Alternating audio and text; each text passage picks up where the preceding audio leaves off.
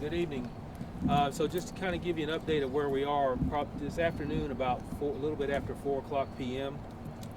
on Hoskins Road, our officers received and were dispatched to a call for service in reference to multiple shots that were fired, as well as assault with a deadly weapon.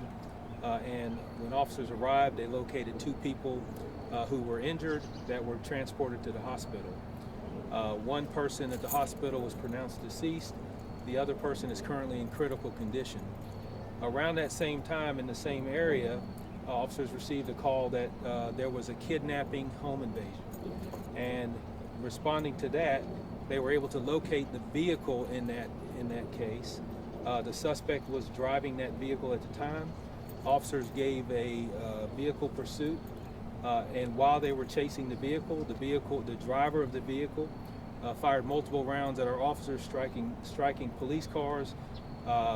Then he crashed his vehicle at Freedom and Moorhead, where he jumped and ran, and officers then chased him on foot. As they were chasing him on foot, he continued to fire rounds at our officers, and as he approached officers on Moorhead, pointed a firearm at those officers, and those officers then returned fire, striking the suspect. The suspect is deceased on the scene. The firearm that he was using is on the scene as well. All of our officers were fine. No officers were injured.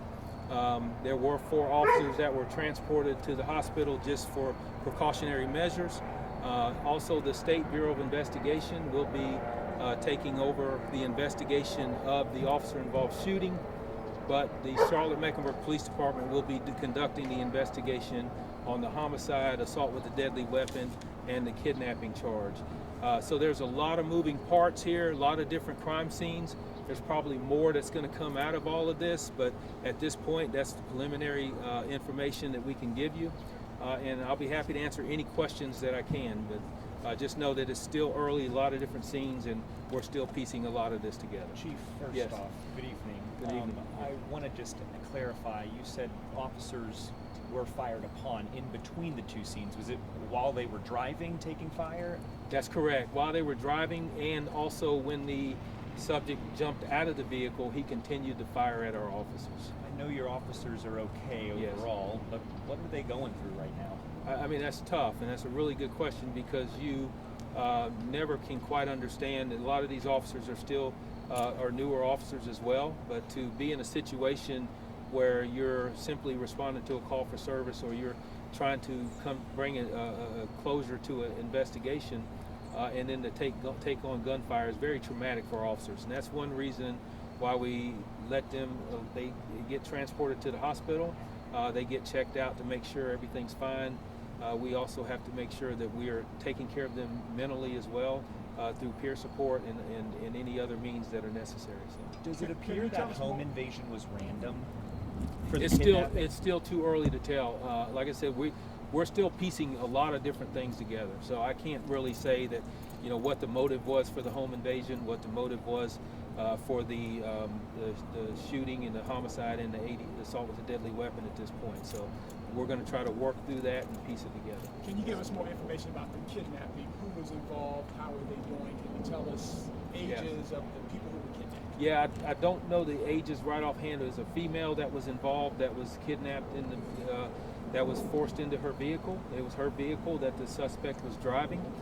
When he crashed here at the intersection of Freedom and Moorhead, she was able to get out of the vehicle and escape and go to safety. We were able to locate her and confirm that she was okay. And so she's able to cooperate with us and to give us information. She's at the police headquarters right now, being interviewed by our detectives. Was there any children involved? No children that I know of at this point. No. Chief, the shooting at Hoskins, did this suspect know those individuals who he shot at? Yeah, that's still some of those answers that we have to figure out.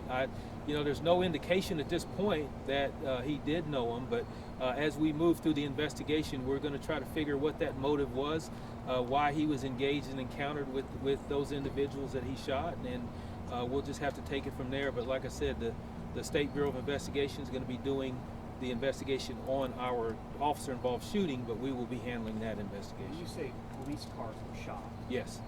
can you paint a picture as to where some of those bullets landed and just how many shots might have actually hit police cars? Yeah, I don't have all that information right now. There are bullet holes in multiple police vehicles. So the suspect did fire multiple rounds at our officers, and by the grace of God, none of our officers were hit and injured. So. Can you tell us how many years of service these officers and range of service that these officers have hold?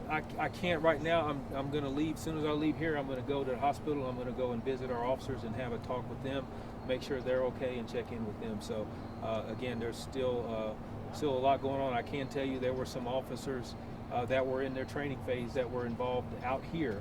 So we're going to make sure that all of our officers are okay and doing well. To clarify, can you say if it was multiple officers who fired back at the suspect, or was it just one? No, there were multiple officers that fired at the suspect.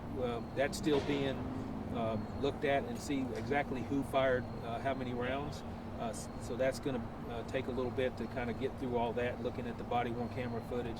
I did have the opportunity to see some of the footage from our helicopter download.